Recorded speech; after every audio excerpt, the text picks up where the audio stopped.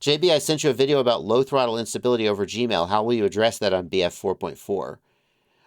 So I'm not sure about the email you sent me. I don't think I've seen that yet. Low throttle instability, the number one way to address that is to have air mode turned on. The next way to address that might, if your idle speed is too low, that could cause it. But in general, if you have the air mode, the number one thing that causes low throttle instability to be bad is if air mode is turned off.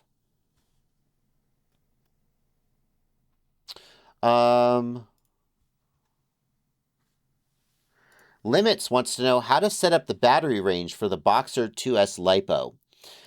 Limits, when I'm using a 2S LiPo, I usually set the low voltage warning at about 3.3 volts. The reason I do that is that for a 2S LiPo, it's not likely to get that far out of balance. You only have 2 cells.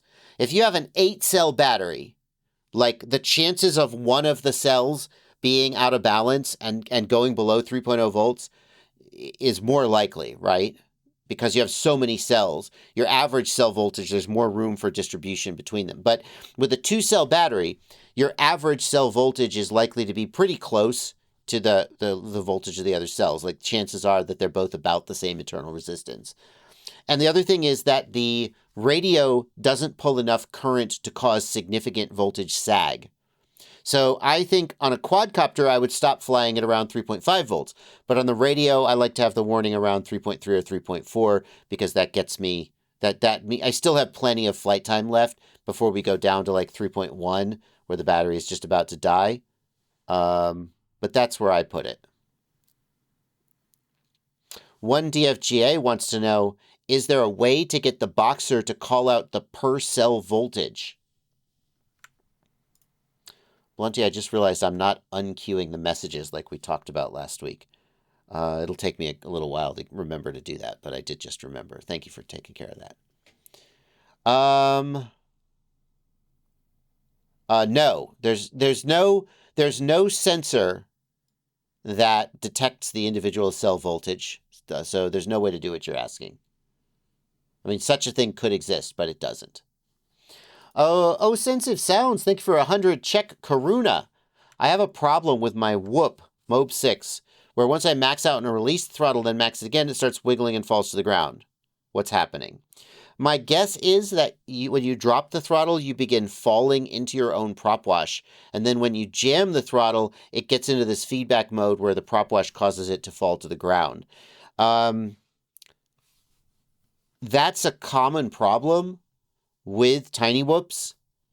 If you've added weight to it, that can certainly make it worse. I don't think the Mobula 6 should do that from the factory, but it depends on how far and how fast you've let it fall. The number one way to avoid this problem is if you've dropped throttle and you're falling, don't fall straight down, but rather angle forward and then raise the throttle gradually. Don't just jam the throttle full and you'll fly out of it. It could be that you've got some kind of problem like mechanically, but assuming that your quad is mechanically sound, that's going to be my guess as to what's happening. Distant Films wants to know, Pineapple on Pizza. Thank you for $2, Distant Films. When it rains, it pours. Now we have a ton of super chats. Fantastic. I don't eat pineapple on pizza every day. That's not like my favorite topping, but I'm not opposed to it, and I have enjoyed a pineapple pizza in the past. I think sweet ingredients on pizza, pineapple is acidic, but a little bit sweet. If you think about it, like, what is a tomato? Tomato is the core ingredient of a pizza. And if you think about it, a tomato is a little bit sweet and a little bit acidic. A pineapple is a very similar flavor profile to tomato. And I don't think there's anything fundamentally wrong with pineapple on pizza. That's my take. Asks, thank you for a $5 super chat. Do you make a Poolish when you make pizza dough? Rob, I've done breads before with Poolish. I think that Poolish is a great way. I mean, just if you make a Poolish, you know what I'm about to say. But it's a great way to get improved flavor, a deeper, more complex flavor with extended fermentation. I have tried making pizza dough with a Poolish before and have not had good results because the recipe that I use isn't tailored for a Poolish. So like it was like horribly over risen. Either it had too much yeast or the yeast just had way too long to develop. I thought it had a really nice flavor, but I didn't like the texture at all. So normally I don't make a Poolish just because the recipe that I learned isn't based on a Poolish. Um, but I have tried it. I just didn't have a lot of success with it. Scribs, thank you for a $10 super chat. I got flying recently thanks to you. Thank you again. There's an old tower or chimney in my town. I want to fly it, but it has some kind of wireless tech on it. How to tell if it's safe to fly near? You just, I mean, like, first of all, if it's the kind of thing where if you crashed into it and broke something, it would be a big deal, don't fly near it, is my official advice. Okay?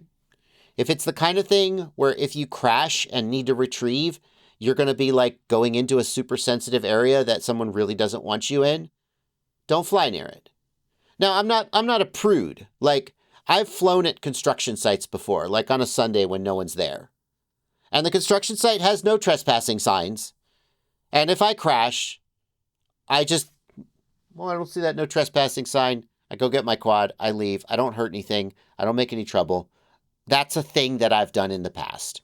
So I'm not trying to be like, your grandma telling you to be a good boy. But I don't fly, like, I wouldn't fly near a cell tower. Number one, because if there's interference, it's likely to have interference.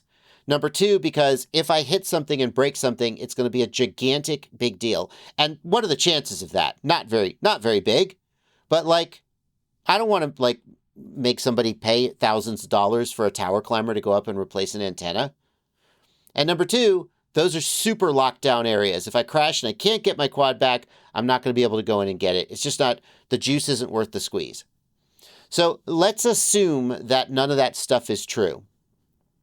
The way to find out is you just carefully go fly near it and see if you fail safe. Like, what are you going to do? Pull out a spectrum analyzer? Probably not. You just carefully go fly near it. And if you fail safe, then you go get your quad and you go, okay, not today. That's the answer. Philip Kunas. Fat Shark Dom V3. What cam and VRX do you suggest? Thank you for 249 euros. For video receiver, I think TBS Fusion or Immersion RC Rapid Fire are the only choice. If you simply don't have the budget, buy something else. But if you're flying analog, then you need a video receiver that will make the best of it. Because analog it needs all the help it can get. And TBS Fusion and Immersion RC Rapid Fire are hands down the best. As far as camera, I like the Runcam Phoenix, but there's a lot of personal preference about that.